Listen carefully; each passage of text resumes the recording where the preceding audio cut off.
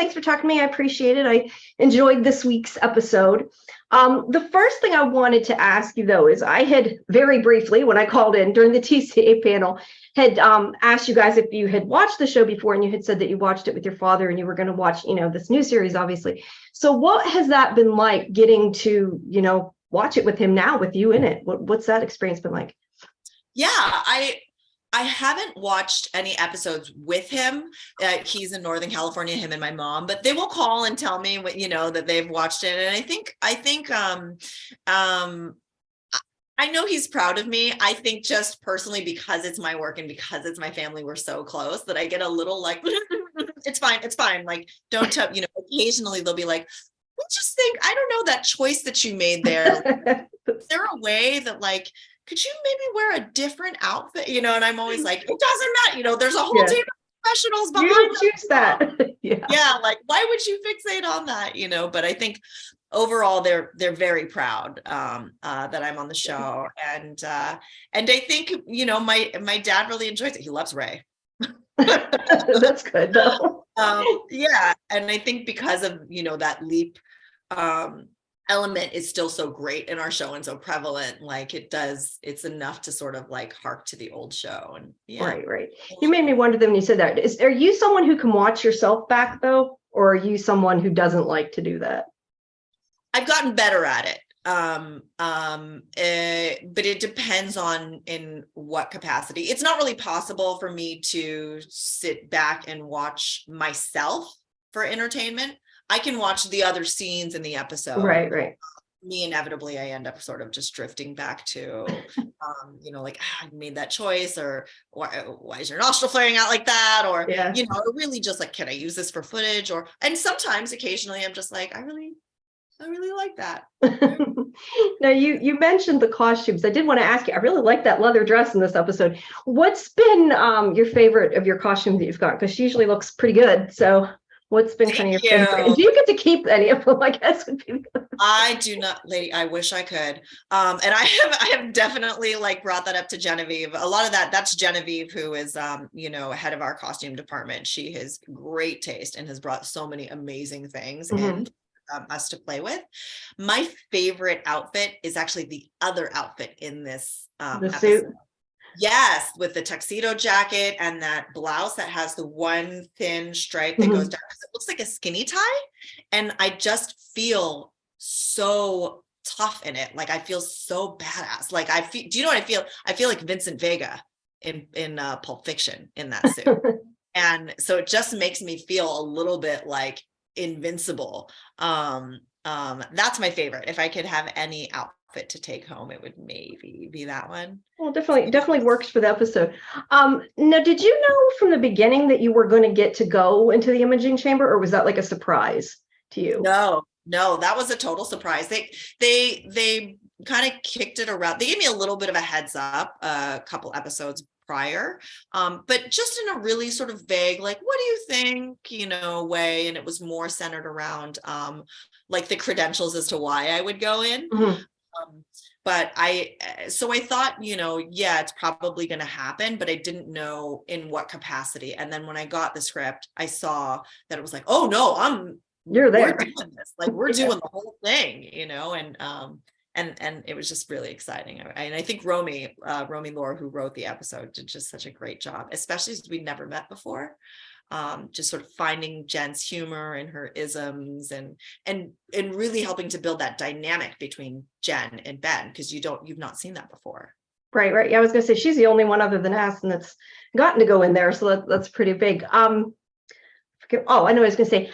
Is there anything as an actress, and this is kind of, I guess, all the time happens, but you kind of have to know more, obviously, than the audience does, especially with a show like this. But is there anything that maybe about your character, or that you've made up about her in order to be able to play her, that the audience doesn't know, just kind of some little tidbit that you're allowed to share, or that they might be interested in, that's not been I think something that I've always felt really strongly about, I don't know if it's that the audience doesn't know, but is really sort of the background and how she sort of how she looks at the world, and how she did before she came onto the team.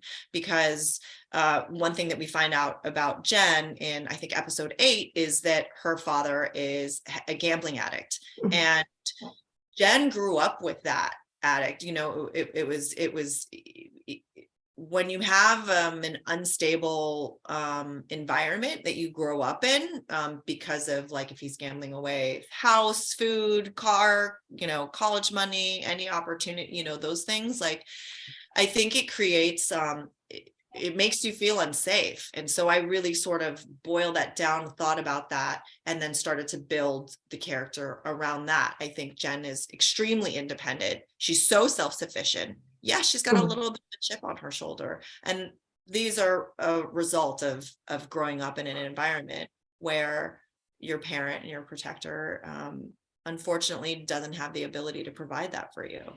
So I think a lot of, when I think about my relationships, when I think about how Jen expresses herself in ways that are maybe a little less conventional, or how she protects herself, how she covers her vulnerability, it comes from that. Yeah, well, that makes sense.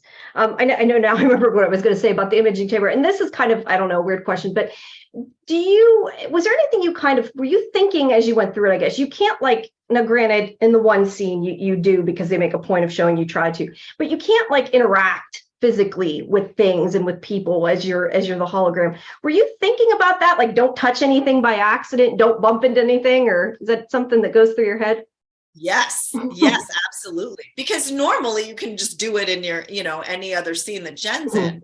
And that's something, I mean, I definitely have newfound respect for Caitlin. Yeah, she has that all the time. Yeah, there's a little bit of a passing, she kind of handed off the handling to me and walked me through a quick tutorial of that. But really, it was also just like having to avoid, like you said, like not bumping into people, like which normally isn't an issue. Like, you can't lean on anything when you're a hologram. You can't lean, you can't sit, you can't, and luckily for me, Jen's her physicality also has a point of view. So there's a way that I could sort of, like, she'll hinge on one side or cross her arm. There's certain things, but other than that, you don't have that in the hand. Like, you don't have a whole lot. And just in terms of, like, blocking and stuff, some of those scenes move quite quickly. We're kind of stomping through the courthouse halls. A lot of people crossing to and from and hitting that blocking without or Ray just not bumping into him. Yeah. So, but it was fun. It was all, I think, any opportunity to do something new that I haven't done is always fun. Yeah. Now, you got to go in the imaging chamber, but I mean, we know that Ian, they get to at some point travel. Has there ever been any discussion of, probably not, but of your character traveling? And if she did, when would you like to see her travel to, character wise? Oh my gosh, I think honestly, I think if Jen were to leap, I think she would be curious about some of the goings on between her parents and between her father and some other things from early on in her life. I don't know if that would give Jen closure or anything, but I think it would at least give her answers. So I think selfishly she would go there just to try to get some answers. That makes sense. If it were you, when would you want to travel as Nanrisa? I think there's so many points in time that I would be really curious about. If I could go back further before I was born, I think the 20s would be a really great time in this country. Cool. That I'm curious about here, or France in the 20s, I think would be really fun. My great grandmother in the 20s came from Korea to the States to go to college, and then she stayed and got her master's here, and then traveled the world speaking about Korea before and after that. And I think I never met her, and during COVID I had an opportunity to read her autobiography and learned a lot about her. And I think since then I've always kind of wanted to really be able to have that opportunity to meet her. So I think that would be a really, that would be cool. enlightening, I think. Yeah. So most of your scenes, well, I mean, you kind of had scenes, I guess, with everybody really, but I was going to say, who's somebody that you would like to get to have more scenes with on the show? Ray. Well, you got a lot in this one. That's Yeah. for sure. Anyway. Yeah, more just because this was the only one where I got to shoot with him. Otherwise, we're always totally separate. And we have a great time at headquarters together. I think Mason and I have really found a rhythm that is really fun. And I think, my relationship, Jen's relationship to magic, I think is very special and apparent. And also, I think there's moments and there's scenes between Jen and Addison that I think are a bit unexpected, but like that are really strong. There's some really beautiful, emotionally intimate moments in a couple of the scenes that we've had together. I think it would be interesting to have some more scenes with Addison, to be able to sort of just explore maybe the differences and the similarities in our experiences and point of view into ending up where we are now, because they're both such strong characters, and to have two female characters that have such strong points of view, I would be really curious. I would love to see how that sort of develops out, how they handle things differently, or where they see eye to eye, and really how they relate to each other, knowing there's two very strong dynamic women in the room, and just sort of the dichotomy of that. Yeah, it would have been kind of cool in a way if they could have been in the chamber together, but it's good you got to get your scenes too. The other thing I wanted to ask though is there anything that's coming up that you're allowed to tease that you can, without spoiling too much, that's to come? Yeah, I would say, I mean, I don't want to spoil anything, but I think just buckle up for 118, because 118 is a total mind trip. I think that that of the rest of the ones that are left, I think just get ready for 118, because 118 is a little bit mind bending and it's really fun. And I think that that anybody who's watching is going to be really tickled that was the choice that we made for the final episode of the season. Okay, great. Can't wait. Well, thank you for your time. I appreciate it, and have a good afternoon.